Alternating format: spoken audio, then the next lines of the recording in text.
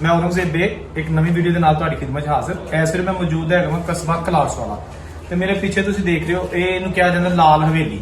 ਠੀਕ ਹੈ ਨਾ ਜੀ। ਇਹ ਆਪਣੇ ਦੌਰ ਦੀ ਬਹੁਤ ਵੱਡੀ ਜਿਹੜੀ ਹੈ ਨਾ ਉਹ ਸ਼ਾਨਦਾਰ ਹਵੇਲੀ ਹੈ, ਕੋਠੀ ਹੈ, ਮਹੱਲੇ ਨੂੰ ਕਹਿ ਸਕਦੇ ਹੋ, ਜਿੱਥੇ ਕਿ ਕਿਹਾ ਜਾਂਦਾ ਕਿ ਕਲਾਸਵਾਲੇ ਵਾਲੇ ਜਿਹੜੇ ਇਥੋਂ ਦੇ ਸਿੱਖ ਸਰਦਾਰ ਜਿਹੜੇ ਬਾਜਵੇ ਹੁੰਦੇ ਸਨ ਉਹ ਇੱਥੇ ਅਦਾਲਤਾਂ ਵੀ ਲਾਉਂਦੇ ਹੁੰਦੇ ਸਨ। ਇਹ ਅੱਜ ਵੀ ਤੁਹਾਨੂੰ ਅਸਲੀ ਹਾਲਤ 'ਚ ਉਹ ਮਕਾਨ ਦਿਖਾਉਂਦੇ ਆ, ਉਹ ਬਿਲਡਿੰਗ ਦਿਖਾਉਂਦੇ ਆ। ਅੱਛਾ, ਇਹ ਸੀੜੀਆਂ ਵੀ ਓਰੀਜਨਲ